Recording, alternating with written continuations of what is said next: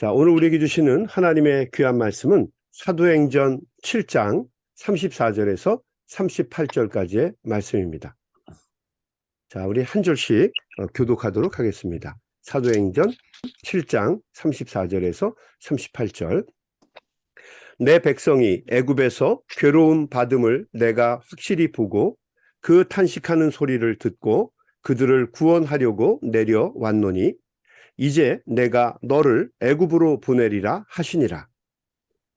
그들의 말이 누가 너를 관리할 재판장으로 세웠느냐 하며 거절하던 그 모세를 하나님은 나무 떨기 가운데서 보이던 천사의 손으로 알리와 사랑하는 자로서 보내셨으니 이 사람이 백성을 인도하여 나오게 하고 애굽과 홍해와 광야에서 40년간 기사와 표적을 행하였느니라.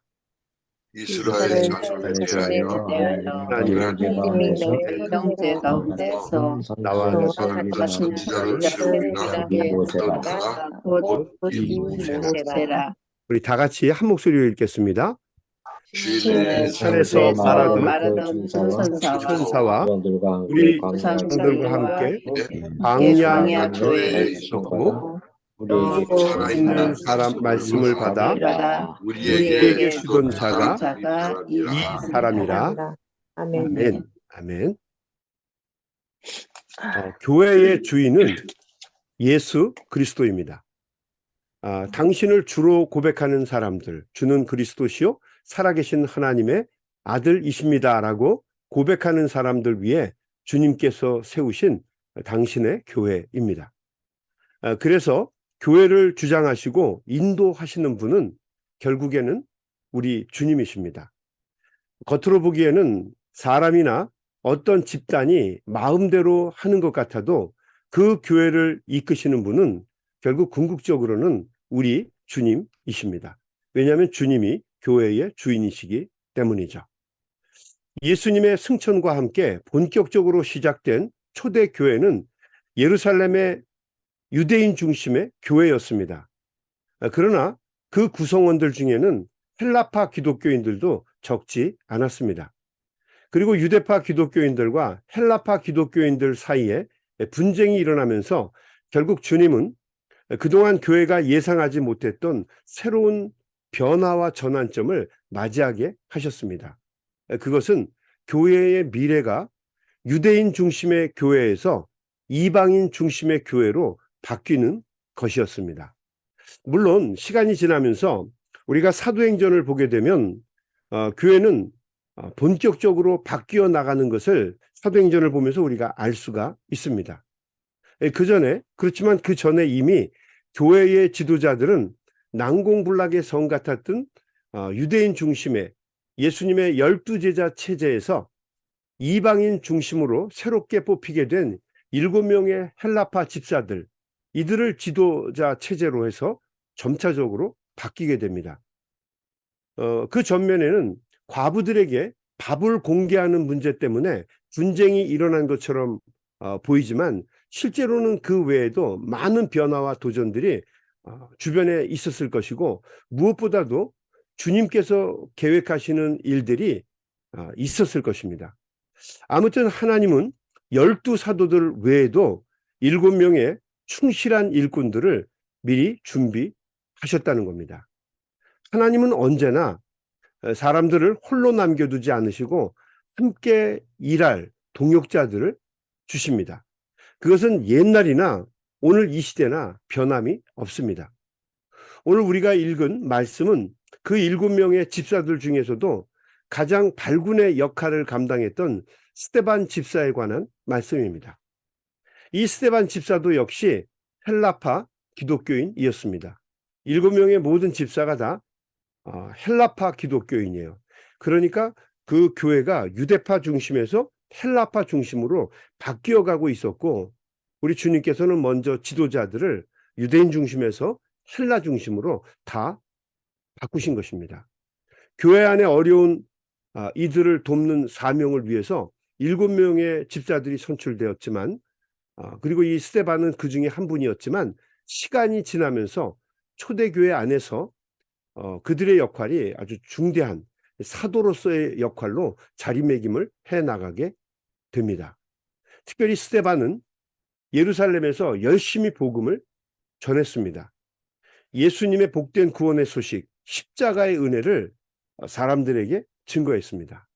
많은 사람들이 주님께 돌아왔고 또 복음의 수혜자들이 되었습니다. 그러나 그중에는 스데반에 대해서 반대하고 앙심을 품는 사람들도 있었습니다. 어느 날 예루살렘에 있는 그 시나고그 오브 프리드맨이라고 하는 자유민의 회당이라고 하는 유대인들이 스데반에게 시비를 걸어왔습니다.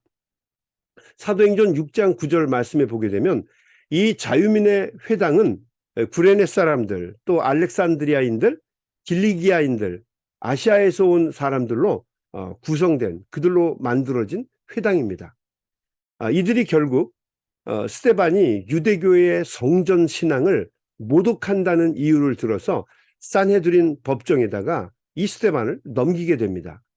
유대인들이 스데반을 그리고 거기서 판결을 한 다음에 성 밖으로 끌고 나가서 돌로 쳐 죽이는 잔인한 짓을 했습니다.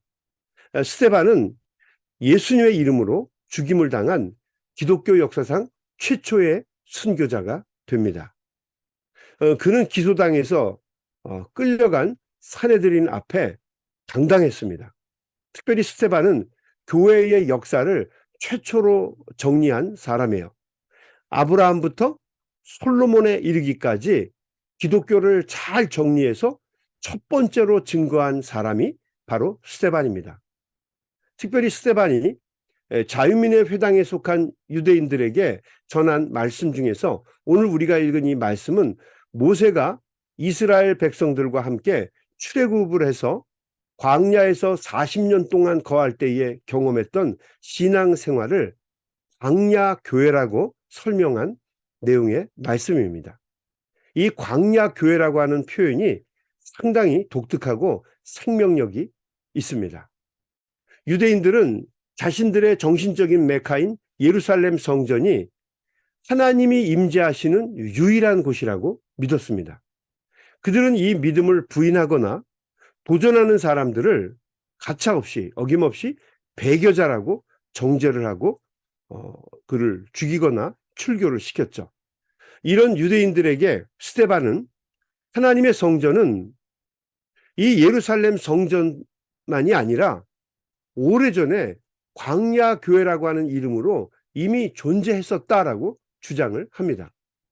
스데반은 애굽으로부터 구원받은 이스라엘 자손이 천사 그리고 그들의 지도자인 모세와 더불어서 광야에서 이미 교회를 이루었다라고 주장을 합니다. 38절 말씀 제가 다시 한번 읽어 보겠습니다. 시내산에서 말하던 그 천사와 우리 조상들과 함께 광야 교회에 있었고 또 살아있는 말씀을 받아 우리에게 주던 자가 이 사람이라. 모세라는 거죠. 지도자였던 모세는 이렇게 광야 교회를 이루어서 이스라엘 백성들과 함께 광야의 길을 걸었다라고 주장을 하고 있습니다. 스데반에 의하면 이 광야 교회는 오래전 척박한 들판에서 광야에서 시작해서 40년 동안 계속 광야에서 진행이 되었다라고 이야기를 합니다. 예루살렘처럼 보이는 성전이 그것이 유일한 교회가 아니라 하나님과 함께 지도자들과 함께 200만 명이나 되는 사람들이 함께 행진한 그 곳이 바로 교회였다. 광야 교회였다라고 이야기를 한 것입니다. 정리해 보면 교회는 주님을 위해서 모인 사람들이 천국을 향해 나아가는 순례의 길이라는 이야기죠. 교회는 광야의 길에 세워진 신앙 공동체라는 것입니다. 아무리 척박하고 어려운 환경 속에서 부족하고 모자란 모습으로 세워진 공동체라고 할지라도 어린 양이신 예수님의 십자가 능력을 믿고 광야 같은 선교와 사역의 길을 걷는 사람들과 함께하는 자리, 거기가 바로 사람들이 함께하는 자리, 거기에 모인 사람들의 공동체가 바로 교회라고 스데반이 이야기하고 있는 것입니다.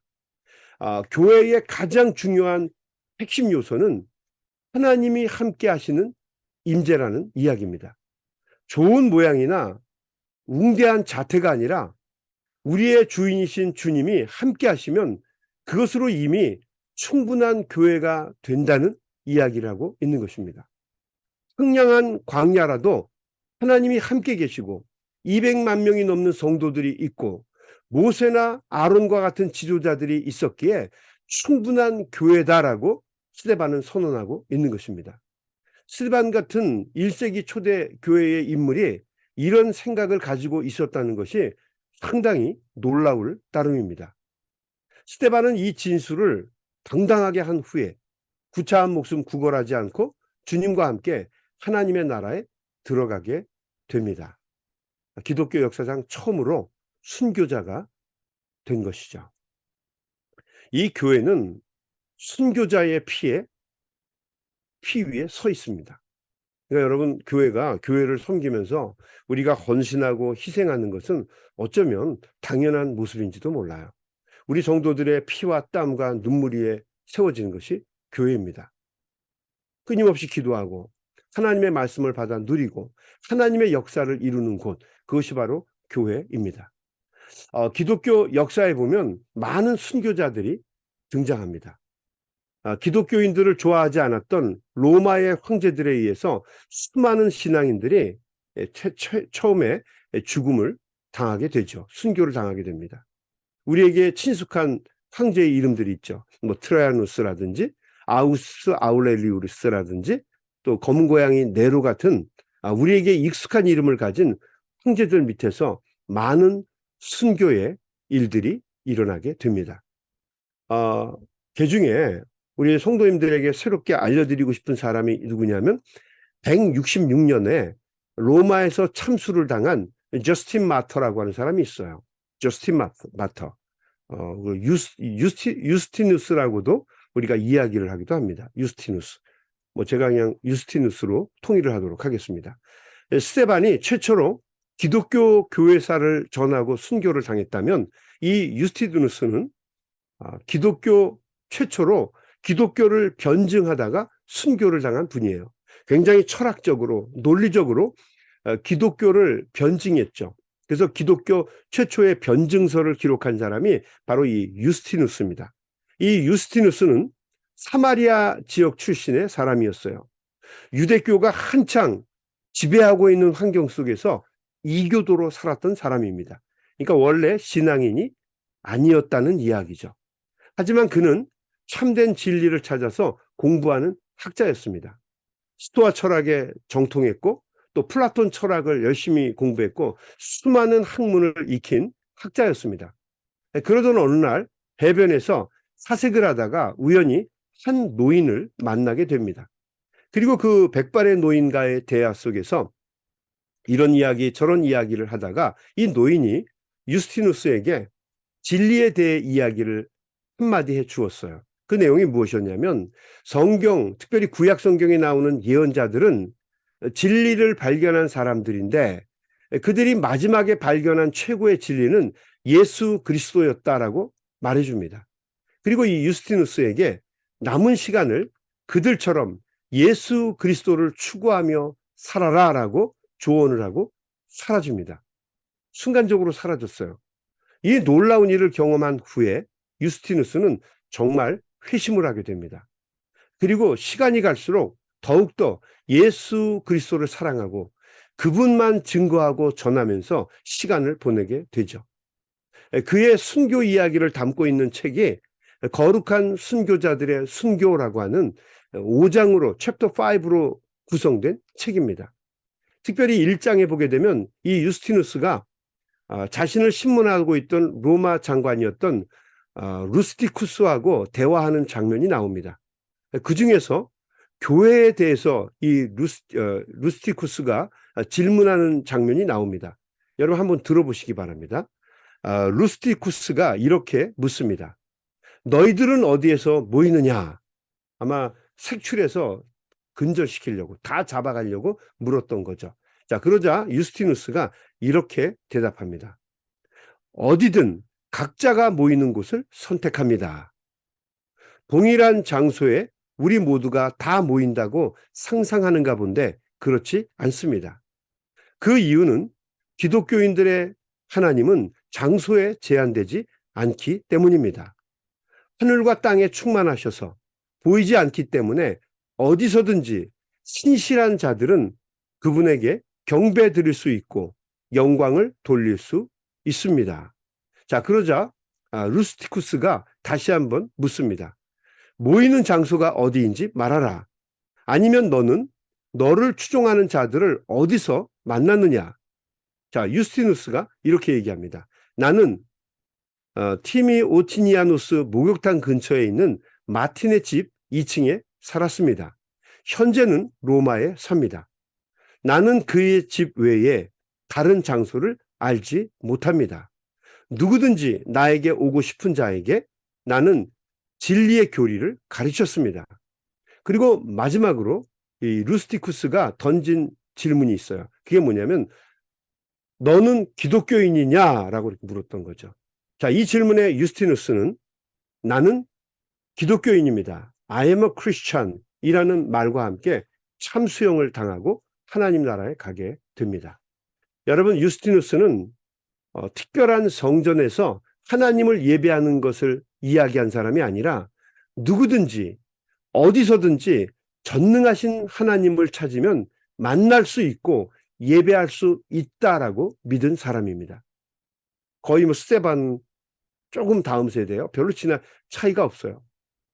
어쩌면 뭐 오래 살았다면 만날 수도 있겠지만 만나기는 어려웠겠지만 그 다음 세대가 바로 유스티누스예요.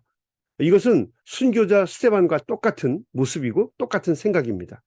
광야가 첫 번째 교회였다고 말하는 스테반이나 또 어느 곳에 있든지 우리가 예배하면 하나님을 찾으면 하나님은 우리를 만나주시고 예배할 수 있다라고 이야기한 이 유스티누스나 별로 다르지 않습니다. 여러분, 우리 소명교회 성도들은 광야 대신에 학교에서 주일 예배를 드립니다. 그러니까 이 학교를 우리는 광야 삼아서 예배하고 있는 사람들이에요. 광야 교회가 아니라 학교 교회입니다. 아마 이 이야기를 들으면 성도님들 중에서는 목사님 우리는 중교회입니다 이렇게 얘기할 수 있을지 모르겠지만 아무튼 우리가 어떤 모양으로 예배하든지 간에 하나님은 우리와 함께 하시고 우리의 예배를 기뻐 받으시는 분이라는 거죠. 어디에서 예배를 드리느냐가 중요한 것이 아니라 하나님을 어떻게 예배하느냐가 중요하다는 이야기입니다. 여러분, 얼마 전에 넷플릭스에서 제작한 다큐멘터리 프로그램이 있었죠. JMS 나는 신이다라고 하는 종교 프로그램이 방영이 돼서 한동안 시끄럽게 난리가 났었습니다. 나는 신이다. 신이 되려고 하는 허황된 사이비 교주들의 이야기가 참 많이 등장을 했습니다. 별의별 이상한 이단들이 많이 나왔어요. 그런데 초대 교회 때 많은 분들이 순교를 당하기 전에 그들이 꼭 이야기하던 말이 있었어요. 순교 당하기 전에 기독교인들은 꼭 받는 질문이 있었어요. 그건 뭐냐면 What is your name? 너의 이름이 무엇이냐라고 하는 질문이었어요. 아마 사형을 당하는 사람의 이름을 확인하려고 그랬을 것입니다. 너의 이름이 무엇이냐? 그런데 이 질문에 순교를 당한 모든 사람들은 똑같은 대답을 했다는 거죠. 순교자들이 대답한 자신의 이름은 딱 하나였어요. 신기할 정도로 모두가 다 똑같은 이름을 이야기하고 죽었어요. 왜 그랬을까? 그 답이 무엇일까요? What is your name? 너의 이름은 무엇이냐? 그때 그들이 한 답은 나는 기독교인입니다 였어요. I am a Christian. 스테반이 했던 대답, 유스티누스가 했던 대답, 그리고 초대교회 모든 성도들이 똑같은 대답을 하고 죽었는데 나는 기독교인입니다 라고 하는 대답이었죠. 왜 그들이 모두 다 같이 자기의 이름을 이렇게 말하고 죽었는지, 나는 기독교인입니다 라고 말하고 죽었는지 그 의미를 깊이 생각해 본다면 우리의 신앙은 결코 가볍지 않을 것입니다. 왜 그들이 나는 마지막 순간에 다른 이름 다 필요 없고 나는 기독교인입니다 라고 고백하고 하나님의 나라에 갔을까요? 왜냐하면 그 이름보다 더 중요한 이름이 없기 때문이죠. 여러분의 이름은 무엇입니까? 여러분 오늘 이 아침에 나는 기독교인입니다 고백할 수 있게 되기를 바랍니다. 오늘도 주님 앞에 간절한 마음으로 기도하면서 오늘 우리 사순절 광야의 길 27째 날인데 이제 얼마 남지도 않았어요. 여러분 오늘도 주님의 이름으로 세상에 나가서 기독교인답게 멋지고 훌륭한 삶을 살아서 하나님을 기쁘시게 하는 우리 소명의 교회 성도들이 다 되시기를 주님의 이름으로 간절히 축원합니다. 아멘. 우리 한번 같이 기도하겠습니다. 하나님 감사합니다. 오늘도 귀한 말씀을 통해서 깨달음과 도전을 갖습니다. 광야의 길을 걸으며 순례의 길을 행하던 200만 명의 사람들을 향하여 스데반은 그것이 바로 광야 교회였다고 이야기를 했습니다. 그렇습니다, 주님. 주님을 의지하며 함께 모이는 성도들이 함께 모이는 그 예배의 현장이 바로 교회입니다. 뜨거운 교회의 현장입니다. 오늘도 각자의 자리에서 주님의 이름으로 예배하는 우리 소명의 가족들을 주여 기억하시고 이 자리 한 사람 한 사람마다 뜨겁게 만나주시고 마음에 주를 향한 열정으로 가득하게 하셔서 스데반과 같이 유스티누스와 같이 우리에게 주어진 삶을 잘 감당하게 하시고 나는 그리스도인입니다 라고 고백할 수 있는 우리 소명의 가족들이 다 될 수 있도록 도와 주옵소서. 오늘도 이 아침에 간절한 마음으로 주님 앞에 기도할 때에 주님 우리 사랑하는 성도들의 기도와 간구를 들어주시고 우리의 마음과 중심이 주님만 향하게 하시고 이 어렵고 힘든 시대에 주님이 기뻐하시는 믿음의 삶을 잘 감당할 수 있도록 하나님 우리의 마음과 생각을 주장하시고 인도하여 주시옵소서. 예수님의 이름으로 간절히 기도드리옵나이다. 아멘. 우리 다 같이 합심해서 통성으로 소리내서 기도하며 세상으로 나가겠습니다. 우리 다 같이 소리내서 기도합니다.